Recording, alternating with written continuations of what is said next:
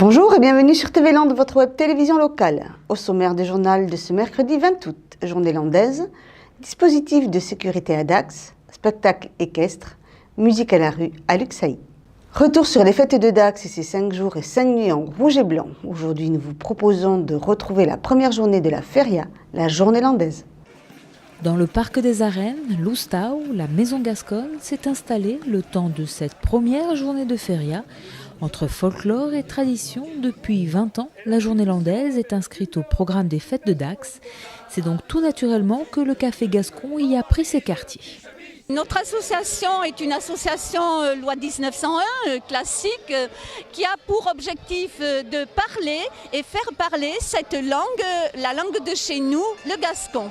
Alors ça fonctionne, c'est une rencontre par mois, on se réunit et on discute sur un thème. Un peu sur le principe, c'était inspiré du Café Philo.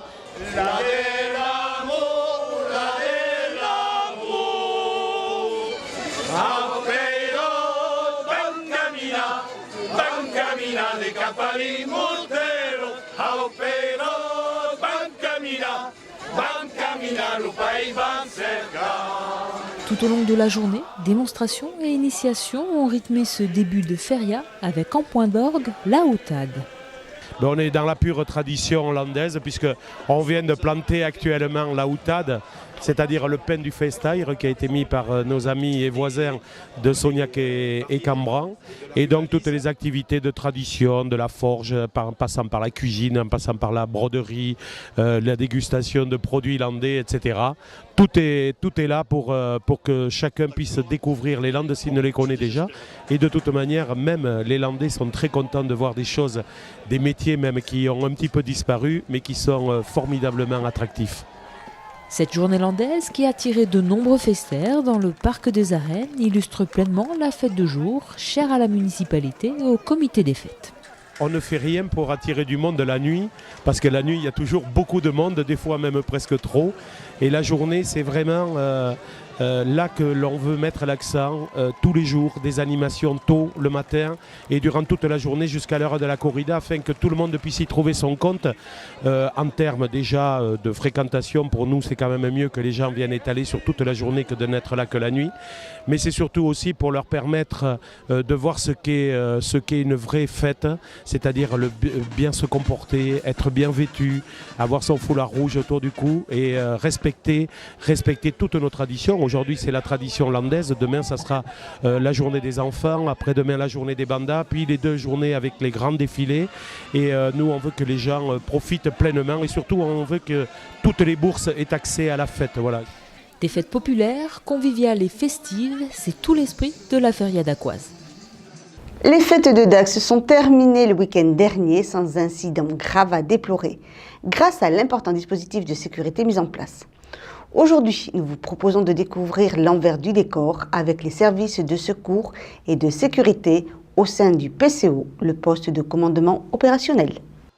C'est dans une salle en sous-sol du commissariat de Dax que le poste de commandement opérationnel a été aménagé. Ordinateurs, téléphones, radio et vidéosurveillance y ont été installés pour permettre au personnel chargé des secours et de la sécurité d'assurer et de coordonner leurs interventions. Alors le poste de commandement opérationnel, c'est ni plus ni moins que le centre nerveux de l'ensemble du dispositif de sécurité et de secours qui va assurer la protection des biens, des personnes et en même temps prêter assistance à toutes celles et ceux qui ont besoin de recevoir des soins pour des raisons diverses. Donc nous avons ici les têtes de chaîne de responsabilité par fonction, par grande fonction opérationnelle. Donc vous avez le commissaire de police, le patron du commissariat de police de la circonscription de sécurité publique de Dax en personne, qui assure le commandement du PCO pendant la partie nocturne. Et vous avez des représentants de chaque organisme. Vous avez le commandant de CRS, le responsable des sapeurs-pompiers, le médecin-chef du SAMU des Landes en personne. Et vous avez également des opérateurs qui mettent en œuvre le système de vidéosurveillance qui est actuellement actif sur un certain nombre de points jugés sensibles de la ville. 16 caméras sont en fonctionnement pendant les fêtes, avec aux manettes des agents municipaux formés à l'exercice. Une vidéosurveillance qui permet aux policiers comme aux secours d'avoir un œil sur la fête et sur les interventions des différentes unités réparties sur le terrain, avec des effectifs qui varient en fonction des soirées. On va adapter nos effectifs à l'intensité de la fête, si j'ose dire. Donc on peut considérer que nous déployons entre 180 et 340 personnes tout au long de la fête, c'est-à-dire un peu plus de 1200, environ 1200 hommes sur les 5 jours et 5 nuits. Mais là, nous approchons du zénith, si j'ose dire, de l'affluence et voilà, nous allons tangenter très certainement les 340-345 personnes dans la nuit de vendredi à samedi et la nuit de samedi à dimanche. Tous les soirs, sur le terrain, pompiers et Croix-Rouge assurent conjointement le secours à personne, régulé par le médecin du SAMU. Le rôle du médecin régulateur au PCO en fait, est une régulation des portées du SAMU Centre 15 de Mont-de-Marsan, ce qui permet une meilleure gestion des flux, puisqu'on est l'ensemble des opérateurs réunis au PCO, donc avec des décisions qui peuvent être prises en direct. Ce qui permet effectivement une gestion plus rapide de l'événement. En fonction de la gravité du premier bilan qui est donné, l'évacuation se fera soit vers un poste de secours avancé, soit vers le poste de secours principal où vont se trouver des médecins, soit directement vers le centre hospitalier puisque le blessé aura besoin d'une surveillance ou de soins plus particuliers qui seront spécifiques au centre hospitalier. Si les débuts de nuit sont calmes, à partir de 3h du matin, le rythme des interventions s'intensifie. Des interventions qui s'effectuent en réponse aux appels passés aux pompiers, au SAMU ou à police secours. Le 17 arrive ici et ensuite les effectifs sont gérés, on envoie des patrouilles, éventuellement les patrouilles les plus proches. C'est aussi tout l'intérêt d'avoir un PCO, c'est de coordonner nos interventions, d'envoyer les effectifs les plus proches, avoir un contrôle caméra aussi pour voir si on envoie 5 ou 10 CRS pour être un peu plus opérationnel également. Ça nous permet de jauger en termes d'effectifs l'intervention. Ça peut être également une patrouille qui détecte aussi en flagrant délit quelque chose et qui ramène quelqu'un et qui après est géré par toute l'infraction judiciaire est traitée par un service spécialisé ici avec un renfort de l'extérieur également. Ça peut être également quelqu'un qui vient au commissariat d'initiative en disant voilà, j'ai été victime de tel ou tel fait et j'ai besoin de votre intervention. Ou alors c'est tout simplement à l'hôpital, une personne parle, a été victime et parle à un médecin de ce qu'elle a vécu et voilà, on peut être appelé également dans ce contexte-là. Donc vous voyez, vraiment les modes de saisine sont très très variés. Quel que soit l'appel, le PCO gère les interventions en collaboration avec tous les services de secours et de sécurité afin que la fête reste belle. Pour continuer notre tour au sein des Férias Dacquoises, voici le spectacle équestre conçu spécialement pour ces fêtes à la demande de la ville de Dax. Jeudi 14 août, Dax accueillait Gloria, un spectacle équestre créé exclusivement à l'occasion des Férias. Son créateur, Gilles Fortier, est un passionné de chevaux reconnu dans le monde équestre. Dresseur de profession, il nous propose ici un spectacle mêlant jeux de lumière, danse et théâtre.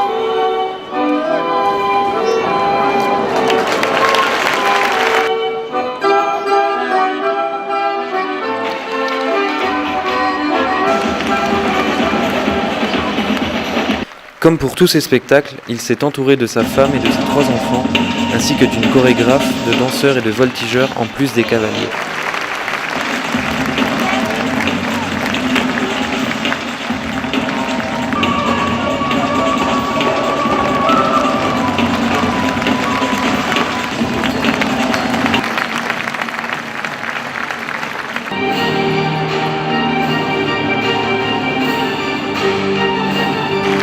« 6500 spectateurs étaient conquis par les performances exécutées par les cavaliers et les chevaux, que ce soit en dressage ou en voltige.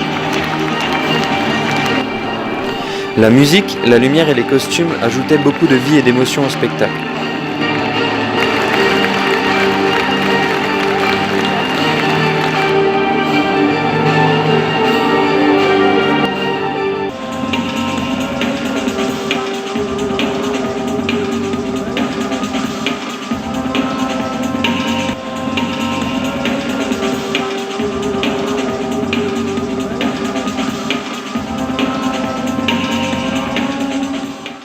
Par moments, des danseuses venaient mettre en valeur les performances des artistes voltigeurs.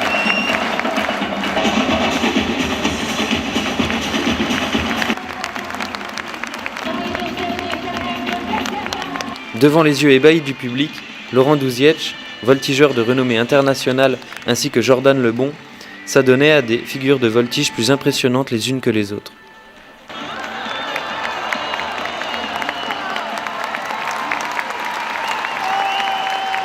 Les passages pyrotechniques montraient également à quel point les chevaux étaient bien dressés.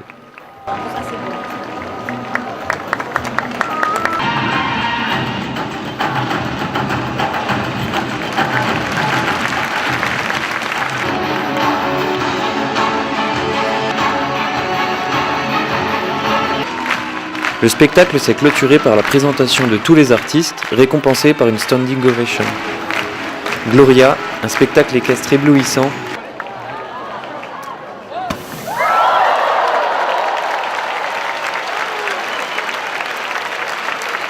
Le Festival de musique à la rue a ouvert ses portes les 14, 15 et 16 août dans le petit village de Luxeuil et comme chaque année, toujours autant de festivaliers ont répondu présents pour 3 jours de spectacles et de concerts.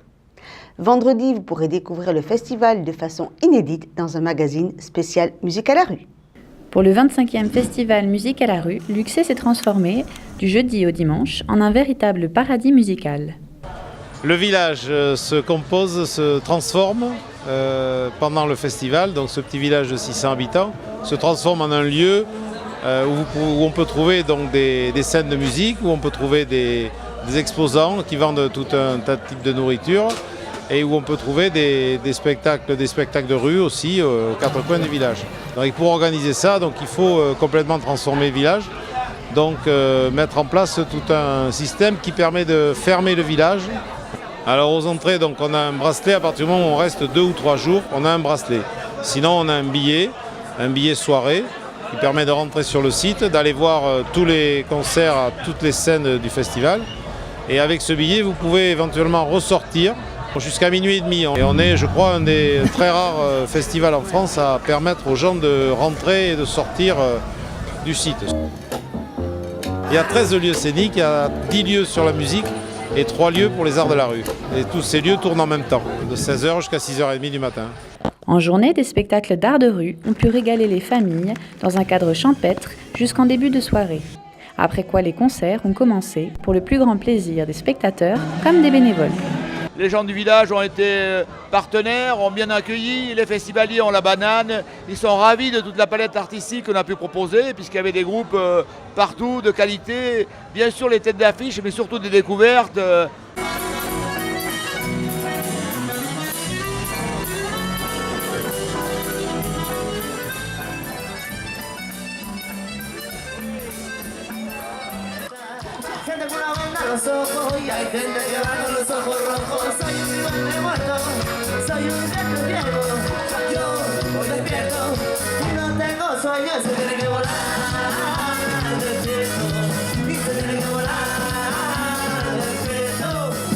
L'énergie dégagée génère une telle attraction que vers lui se tournent enfin tous les regards pour s'apercevoir que l'espoir émerge du noir. Une partie de tout homme, la force manipule de rien. Il suffit pour que l'être bascule, que les yeux de l'aveugle s'ouvrent, qui contemple Mars de l'obscur côté.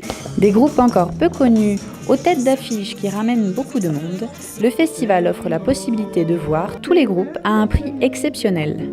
On doit être les seuls en France, quoi. Avec ce système-là, avec ce nombre de scènes, on a un rapport qualité-prix, un des plus exceptionnels sur le paysage français, avec une grande diversité de programmation musicale.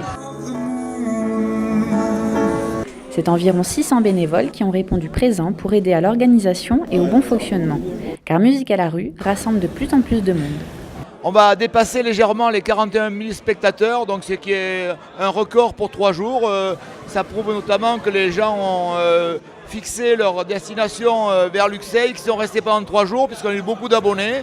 On a réussi à fidéliser des festivaliers. Ils aiment le village, ils aiment ce rythme. On y va progressivement avec la mise en bouche des arts de la rue, puis ensuite la musique et la chanson. Ils ont aimé être sous la cime des pins, ils ont été nombreux, joyeux, en se donnant la main. C'est ce que je sens à l'heure actuelle au moment du premier bilan, les premières sensations. Malgré quelques averses le jeudi soir, cette édition s'est terminée sous un ciel étoilé et musical. À partir de vendredi toujours, nous aborderons toute la tourmachie des férias 2014, d'autant que ce fut une bien belle temporada. Voilà, cette édition est maintenant terminée. Je vous remercie de nous avoir suivis et je vous donne maintenant rendez-vous vendredi pour un prochain journal de TV Land, votre télévision locale. Je vous souhaite en attendant de passer une excellente journée.